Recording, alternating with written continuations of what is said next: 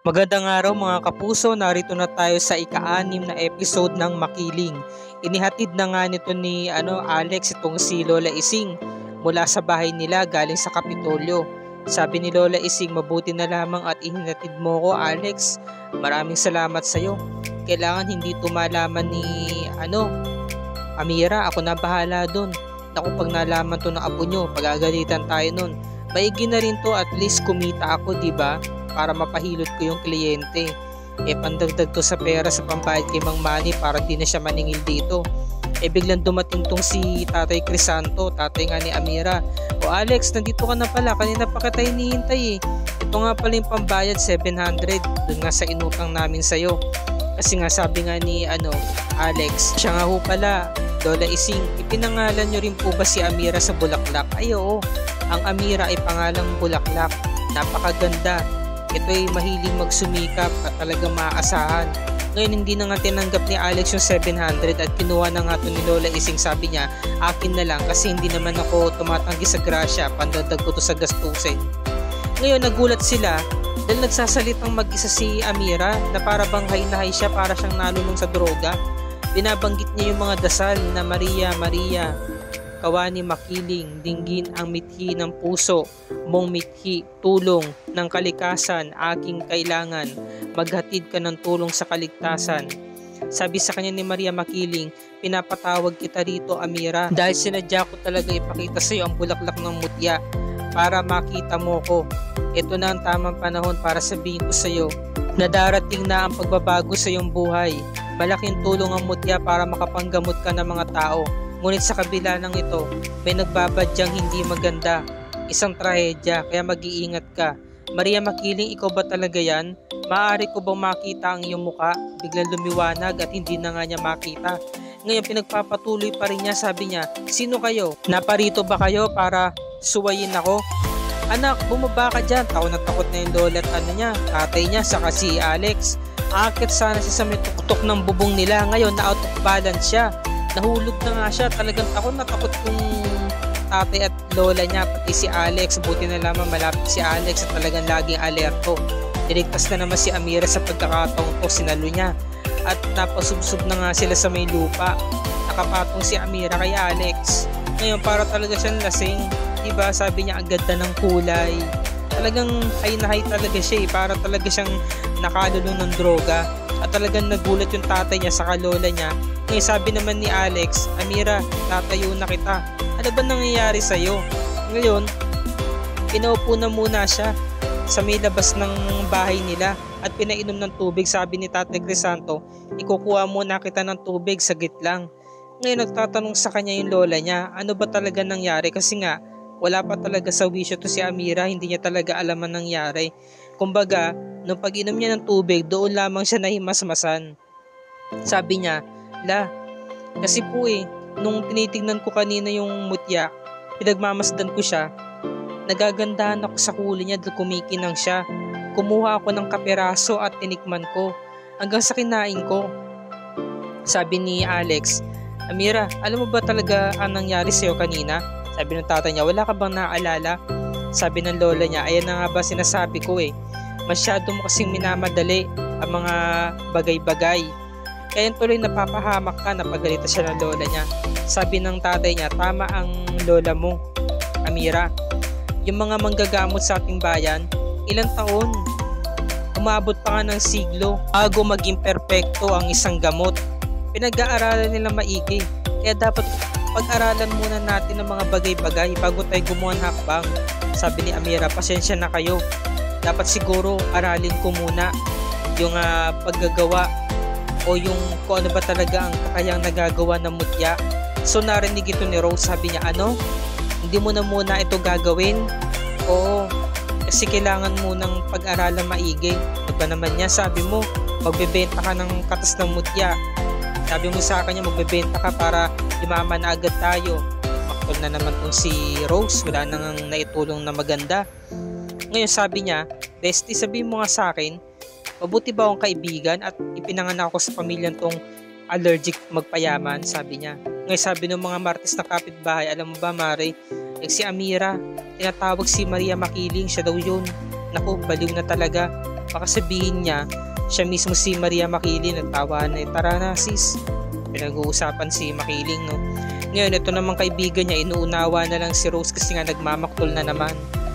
Disappoint talaga si Rose kasi nga nalaman niya na si Amira hindi niya daw muna pag-aaralan ang bulaklak ng mutya. Ito namang si Alex, sabi niya, sigurado ka ba talaga na ipagpapatuloy mong pag-aaral sa mutya? Oo, para hindi na ako mapagbuntunan ni ate. Namimilit si ate. Alam mo ba yon? Para bang wala nang pinagdiskitahan sa buhay, halos lahat na lang pinapansin. Para bang naghahanap na lamang ng mga bagay na ikagagalit niya. Lagi na lamang siya nagagalit sa amin. Kailangan gawin ko to para naman kahit paano makatulong sa pamilya, sabi niya, no.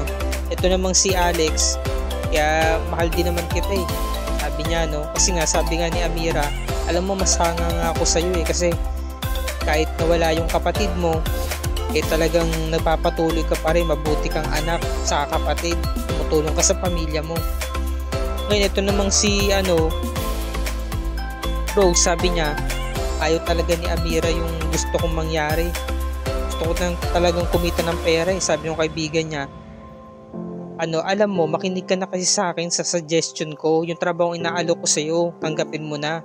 Ngayon, napakita tong si Nguya, sabi naman ni Rose, mabuti pa tong kambing na to, wala nang ginawa kundi kumain na lang ng kumain. Sabi niya, samantalang ako, cellphone ko wala pa akong pambili, wala pa akong pamalit. Sabi ng kaibigan niya, alam mo, huwag ka na kasing magpatumpik-tumpik pa, huwag ka na magdalawang isip pa. Kita mo ko, meron akong bagong bago, yan amoy bag yan, hindi amoy goma yan bagong bago yan, ito pa. Talagang alam niya na yung trabaho talaga na inaalok sa kanya ng kaibigan niya, di ba? Yung maging dancer nga sa sa club. Tapos eto, sabi ng kaibigan niya, basta Rosa, pag-isipan mo maigi yan Ngayon, alam mo, ang puhunan sa trabaho, mukha maganda ka naman. Tapos makinis ka. O doon pa lang check na. Tapos sabi ni Rose, alam mo, ikaw talagang ikaw yung maswerteng nakaalis na sa mga utang, sabi niya. Ngayon nakita niya itong si Mang Lito, tatay ni Alex. Sabi nung kaibigan niya, ano ba yan? Sumama ako sa probinsya para hindi na makakita ng mga lasinggero, pati ba naman dito meron pa rin. Kamaingay. Tatay ni Alex yan. Talaga? Tatay ng Jowa Bells mo dati? Kamaingay. Ngayon naisip niya, si Nguya, kasi nilapitan ni Lito yung kambing Sabi niya, alam ko na meron akong paraan. Total, binigo ko ni Amira, meron akong bagay na kukunis sa kanya. Tay, Lito, magandang araw ho. Rose, ko pala, pasensya na, hindi kita napansin. Tapos na ho ba kayo uminom? Hindi pa Magiinuman pa rin kami. Pupunta ako sa kumpare ko, birthday niya ganun ho ba? May puulutan na po ba kayo? Wala pa nga Eto, si Nguya, yung kambing namin. Ibebenta ko sa murang halaga. Mura na lang, mababa na. Sige na. Lito, kunin nyo na. Alaga ni Amira yan Hayaan nyo na si Amira, hindi naman niya hanapin yan. Kambing lang naman yan. Ngayon, binalita agad ni Lola Ising kina Amira sa kay Alex, yung balita nga sa usapan nila na nakita nga si Lito na dala-dala yung kambing, si Nguya. At dadalhin nga doon sa birthday ng kumpare. Kakatayin, naku po. Talagang pinuntahan agad ni na Alex sa ni Amira, sabi niya, Nguya, kambing ko yan, tay, bitawan nyo yan. Anong bibitawan? Nabili ko na to, akin na to. Pupulatanin namin to, kakatayin ko na to. Tumigil ka nga. Hoy Alex, baka nakakalimutan mo. Kung meron mamamatay dito, isasama kita. Sabi niya, ikaw ang dahilan kung bakit namatay ang kapatid mo, si Ining. Kasi nga sabi ni Alex, kung meron man kayong papatay, huwag na kayong mandamay. Diba? So, nag-trigger yung tatay niya. At eto, nag-flashback kay Alex. Yung mga hinanakit ng tatay niya. Hanggang ngayon, siya pa rin sinisisi ng pagkamatay ng kapatid niyang babae, si Ining. Naalala niya, pagkasundo sila magkapatid, mahal na mahal ni Alex yung kapatid niya. Kumukuha siya ng bunga dito sa puno. Nahuli sila nung nakatira doon sa may bakuran. Sabi ng kapatid niya, Kuya, bilisan mo. Dali, boba ka na. Umalis na tayo. Nung pag-alis ni Alex, nalimutan niya kapatid niyang balikan. Dahil nga sobrang takot. Tapos kinarga niya na yung kapatid niya kaya nakaalis na. Ngayon, ito naman yung gabi. Kakain na nga sila ng hapunan, hinihintay na lamang niya yung tatay nila. Meron dala-dalang lechong manok, paborito pala ni Ining yun. Yung pala paborito niya sakto. Bagong sweldo, kapag bagong sweldo masarap ang ulam. Di na raw sila magtsatsaga sa ampalaya, lagi daw ampalaya. Abi nung bunso niyang kapatid na lalaki. Ayan sabay-sabay silang kumain, ang saya ng hapunan nila. Talagang sobrang special si Ining sa tatay niya. Paboritong anak pala yun ng tatay niya, yung kapatid niyang babae. Nag-iisang babae sa kanilang magkakapatid. Ngayon eto pa, sumunod na araw, nanguhuli sila ng isda sa may ilog. Yan nanay pala ni dito Alex si Bernadette Allison.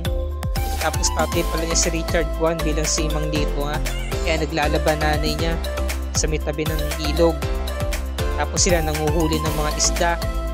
Iihawin daw kaya bigay doon sa nanay niya. Nakalagay sa may timba. Di ba? Mahal na mahal ng tatay niya yung kapatid niya si Ining. Kaya nung namatay ito, sobra yung galit. Lahat na lang sinisi kay Alex. At simula nun na-depress, lagi na naglalasing. Dahil nga sa problema. Tapos ito na yung araw na aksidente. Naglalaro sila dito, parang Mobile Legends yata to. Sabi niya, ano ba yun? Kulit mo. Oto, bumili ka dito ng candies. Kasi sabi ng kapatid niya, bili mo akong chocolate. Oto lang ang pera ko, ikaw na lang bumili sa tindahan. Kaya laking pag-isisi sana nung araw na yon, si Alex na lang sana bumili ng chocolate, diba?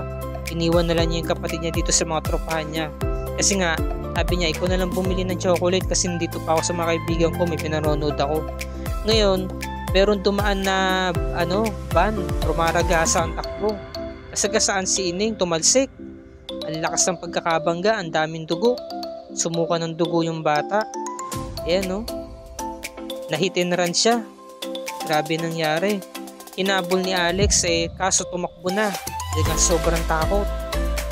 Kaya ito yung alaala, diba?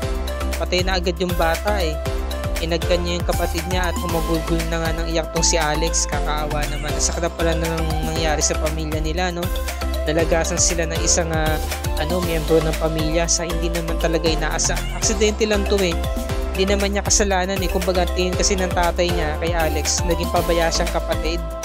Ngayon, ito na. Sabi ni Alex, akin na yan. Kukunin na nga nila si Nguya. Hindi naman daw kasi niya talaga pag-aari yun. Kay Amira yun. Nagkainitan na.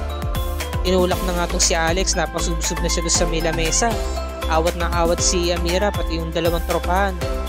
At napasubsob na nga tong si Alex sa may lupa. Pinagsusuntok siya ng tatay niya. Hanggang sa dumugo na nga yung bibig niya. Dumating na rin yung nanay niya, awat na rin ng awat. Ngayon, hindi na rin nakapagpigil si Alex, napatulan na rin ng tatay niya. Kasuntukan na sila. Ayan sabi ng tatay niya, hindi pa ako tapos sa'yo. Kinuha yung sando niya, hinila siya doon sa may puno. Doon sa sinikmuraan si Alex. Ikaw ang dahilan kung bakit namatay ang kapatid mo. Gigil na gigil yung tatay niya Kumbaga sumiklab yung galit, dala nga ng kalasingan. Diba napuno na talaga. Pinagsusuntok na si Alex dito, tapos nakakuha siya ng bote.